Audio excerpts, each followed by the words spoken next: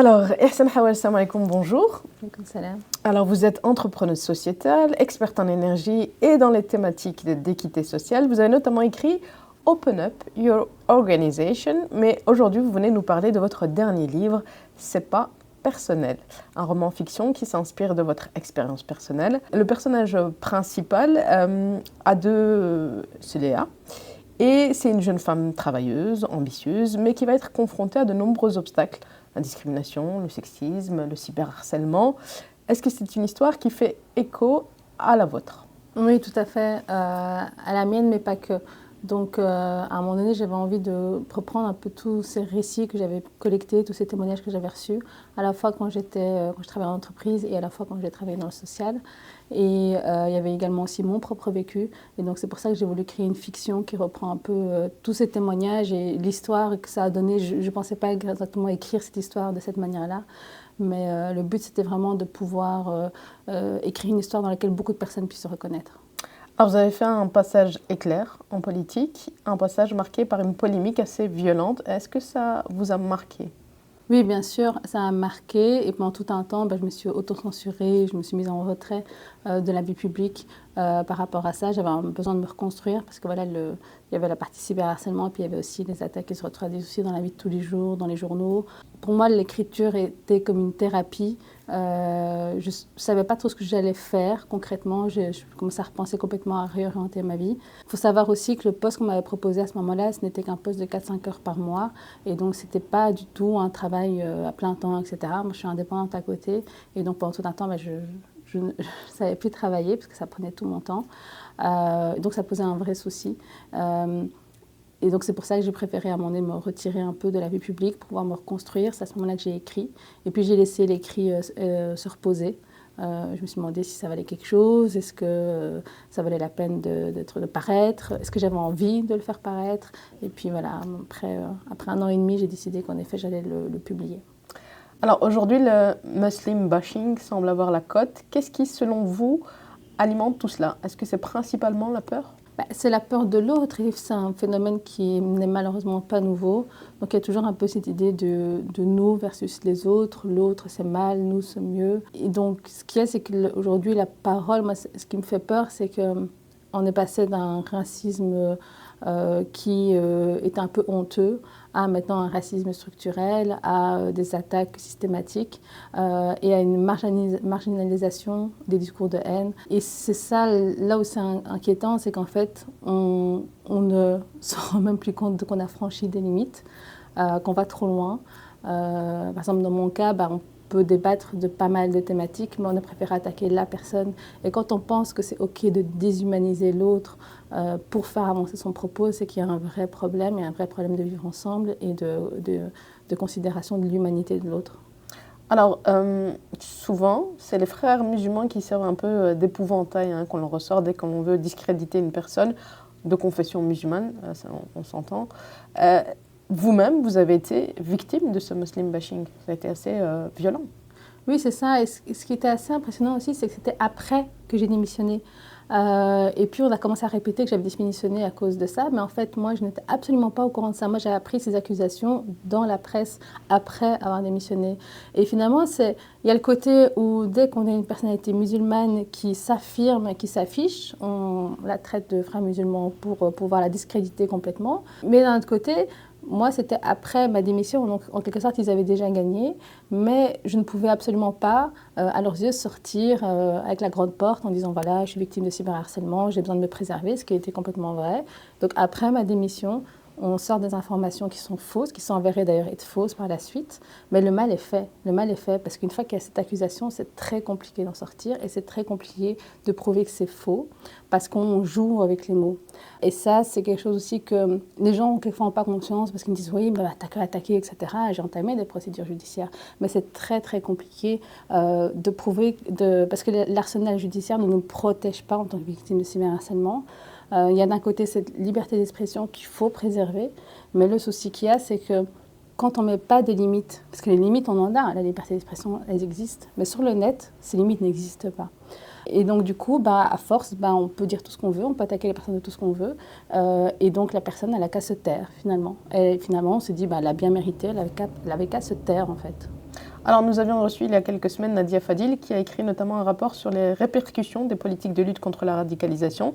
Et elle évoque notamment votre cas avec beaucoup de conditionnels qui a été utilisé, très peu finalement d'affirmations, de preuves étayées, mais ce conditionnel a suffi justement, vous en parliez, à jeter le discrédit sur une réputation qu'il a fallu bâtir pendant des années. Oui, oui, parce qu'en fait, au final, quand on voit un peu le travail qui a été fait, c'est un travail préliminaire et brouillon qui a été reconnu comme tel par les auteurs de ces rapports. Et donc, ce qu'il y a, c'est que ces rapports ont été orchestrés, la fuite a été orchestrée, la fuite en plus, c'est un délit pénal. Et ça, c'est ce qui m'a un peu étonnée, c'est de me dire que finalement, dans tout ça, il y a un crime qui a été commis, un vrai crime, c'est pas moi qui l'ai commis, c'est d'avoir fait fuiter un rapport confidentiel. Ce qui fait vraiment poser des questions sur la sécurité de notre État si les services de sûreté ne sont pas capables d'assurer la confidentialité de certains documents. Et donc moi, la première chose que j'ai fait, c'est de demander est-ce qu'il y a une plainte qui a été déposée par la sûreté? Est-ce qu'il y a une plainte? Est-ce que vous avez déposé plainte pour savoir qui a fait fuiter le document? Parce que c'est un danger quand même, que vous avez des documents confidentiels qui fuitent, ça peut être grave. Et là, la première réponse était non. Et donc, j'ai dû demander que cette plainte soit déposée. Et j'ai dû courir après pour qu'elle soit déposée. Et j'ai dû la déposer moi-même après par la suite. Et là, je me dis, mais finalement, il y avait un crime pénal. Ça, c'est pénal. On peut aller en prison pour ça. Donc, la personne qui a fait fuiter ce rapport peut aller en prison. Et au final, on laisse la chose se faire. Donc, pourquoi est-ce qu'ici, on ne va pas chercher la justice? Pourquoi est-ce qu'on ne va pas chercher la justice pour ceux qui causent du mal aux musulmans? Et là, c'est quelque chose d'assez... Moi, c'est ça qui m'a le plus frappée, c'est de dire, un, les informations sont sorties après que j'ai démissionné. Deux, on s'est rendu compte que les informations étaient fausses, mais on ne fait rien par rapport à ça. Et là, c'est là où on se dit, oui, en effet, il y a un vrai problème de la considération d'une certaine catégorie de la population en Belgique, quoi. Alors aujourd'hui, à la veille des élections, est-ce qu'il convient plus que jamais de se mobiliser pour construire des ponts et non élever des barrières? Quel regard vous jetez sur la politique après votre expérience personnelle? Honnêtement, je reste très positive. Et je pense qu'en Belgique, on a cette habitude de gérer, on a l'habitude de gérer cette diversité religieuse, culturelle. Rien que le fait de pouvoir parler plusieurs langues, enfin voilà, moi quand je fais des réunions et que l'un parle néerlandais, l'autre parle en français, moi je trouve ça génial, c'est super riche. On a un roi, une monarchie, une reine qui sont catholiques et qui l'affichent et qui montrent une grande diversité, ouverture aux faits religieux ou pas. Et donc, je pense qu'on peut, en Belgique en tout cas, construire des ponts, mais pour ça, il faut déjà arrêter de regarder les mauvais exemples, il faut arrêter de regarder ce qui se passe en France, un pays qui est en train de se radicaliser vraiment.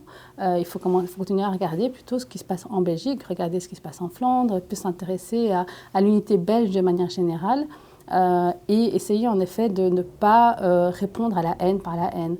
Et ça, je pense que c'est le plus gros challenge, c'est de se dire, ok, j'ai été victime de discrimination, mais je ne vais pas discriminer en contrepartie. Je vais au contraire continuer à m'ouvrir à l'autre et essayer de mieux comprendre pourquoi l'autre agit comme il ou elle le fait. Alors votre personnage Léa, dans le livre, elle parvient à se venger de ses détracteurs. Ah, il ne faut pas en dire trop. On va spoiler un petit peu. Est-ce que votre revanche personnelle, c'est finalement d'avoir su rebondir? Oui, oui, parce que ma revanche personnelle, c'est que je ne les ai pas laissés m'altérer, changer qui je suis, et que mon cœur n'est pas rempli de haine. J'ai évacué tout ça. J'étais en colère, j'ai encore un peu de colère, mais aujourd'hui, je suis beaucoup plus apaisée et je reste qui je suis, je reste la Ihsan Hawaj d'avant. Alors, c'est une partie de mon histoire. Ce n'est pas mon histoire, ça ne me définit pas complètement. Donc, suite à ça, j'ai écrit ces parts personnelles et puis après, je vais avancer dans la vie et faire d'autres choses. Donc, faut voir les choses comme des étapes de notre vie. C'était une étape, mais j'ai fait plein de choses avant. J'ai travaillé en entreprise, j'ai travaillé en énergie, je continue à travailler dans l'énergie. J'ai fait du social, j'ai créé des structures pour travailler avec la jeunesse, avec le féminisme. J'ai co-écrit aussi des pièces de théâtre. J'ai fait plein de choses et j'avais une vie avant cette histoire et j'aurai une vie après, alhamdoulilah. Vous avez tout de même réussi à mettre des tacles au passage ou c'est top confidentiel? Ce que je peux dire, c'est que j'ai eu de très bonnes discussions avec des personnes qui m'ont attaquée. Alors, première chose que j'ai fait à ce moment-là, c'était aller voir des personnes avec qui il y avait une position contradictoire, mais qui ne m'avaient pas attaquée personnellement. Ça, c'était ma limite. Je disais, je ne vais pas aller déjeuner avec quelqu'un qui m'a attaquée personnellement. Mais les personnes qui étaient contre le fait que je puisse exercer, mais qui n'ont jamais été à dire Issa Nawash est mauvaise, etc. Donc la première chose que j'ai fait, c'est ça, aller discuter avec ces gens-là en disant écoutez, moi, on peut discuter. Moi, j'ai toujours vécu dans des milieux où j'étais une minorité.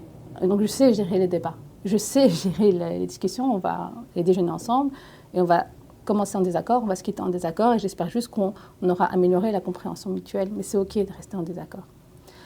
Et puis, au fil du temps, j'ai commencé à croiser, à ce moment-là, c'était plus à des événements, des personnes qui m'avaient attaqué personnellement. Alors, il y en a où il y a clairement une limite avec qui je n'engagerai pas de discussion parce que, à part s'il y a un pas de leur côté qui démontre qu'ils ont compris les problèmes. Mais il y en a d'autres où je me disais, c'est peut-être des gens qui sont laissés emporter un peu et qui sont venus, en fait, ces personnes-là sont venues me voir en me disant, ah ben, je suis contente que c'était des femmes, il y avait aussi des hommes, de vous rencontrer et donc voilà, comme ça on peut échanger. Et je disais, mais comment vous pouvez venir me parler comme ça, comme si de rien n'était, alors que vous m'avez attaqué? Non, mais c'était le débat. Je fais non, mais c'était pas le débat. Et moi, j'ai en tête encore beaucoup de tweets où on m'a attaqué. Donc, je suis capable de les citer. Et du coup, les personnes ont réalisé qu'elles avaient été trop loin. Et donc, on a eu une bonne discussion là-dessus, en disant, s'il vous plaît, ne recommencez pas avec quelqu'un d'autre. Surtout pas une femme, où on est déjà beaucoup plus victime de cyberharcèlement. Le Haut Conseil de sécurité en France, ou je ne sais plus comment ça s'appelle exactement, avait publié une étude. Malheureusement, il n'y a pas d'étude là-dessus en Belgique, j'aimerais bien. Ça démontre justement qu'on ne traite pas le problème en Belgique. Il y a 80% des personnes qui sont victimes de cyberharcèlement qui sont des femmes. Et 58% qui sont d'une minorité autre. Donc, ça nous montre bien qu'il y a un vrai problème. Et donc, on ne peut pas, parce qu'on est dans un désaccord, juste justifier le fait qu'on va attaquer personnellement, rester sur le débat, rester sur le contenu, pas la personne. Ne déshumanisez pas les autres. Et ça, pour moi, c'était aussi une victoire. Et je ne m'attendais pas à ça, qu'avec une simple discussion en off, pas devant les médias, on puisse arriver à une meilleure compréhension. Alors, une dernière question. Être une femme d'origine, on va dire, de la diversité, qui affiche son identité religieuse, est-ce que c'est beaucoup d'obstacles en perspective? Oui, parce qu'on est à l'intersection de différentes discriminations, donc on a pas mal de préjugés. Le sexisme est encore vachement ambiant. On le retrouve beaucoup encore. Et même des personnes qui se disent progressistes, personnes même qui prennent des positions publiquement, on voit dans les faits qu'en fait on reproduit quand même des schémas du style tu viens d'accoucher, t'inquiète pas, je vais reprendre ton travail, tu auras moins de travail, mais en fait qui t'a dit qu'à mon retour de maternité j'avais besoin de diminuer ma charge de travail, enfin ça m'appartient. Donc il y a toute une série de choses comme ça, on décide pour les autres. Donc ça reste. Et également, bah oui, quand on est aussi d'origine étrangère, on cumule. Hein. Et puis, il y a différents facteurs aussi. Il y a le facteur handicap, puis il y a le facteur jeune. Moi, je me rappelle quand j'étais promue manager à 25 ans, j'étais une femme, j'étais jeune, une des plus jeunes de l'équipe, et tout d'un coup, j'étais chef de département. Évidemment, ça pose des soucis, parce qu'on me considérait moins, je devais plus me prouver, plus m'imposer, j'ai dû apprendre à m'imposer, parce que j'étais jeune, femme d'origine étrangère et en plus avec un foulard. Donc, c'est toutes des choses qu'il faut apprendre à gérer. Et donc là, il faut un peu à la fois garder sa sensibilité pour pouvoir détecter des choses, mais à la fois, quelquefois, on doit juste ignorer. On ne peut pas se battre tout le temps, en fait. On ne peut pas être tout le temps en train de se battre avec tout le monde.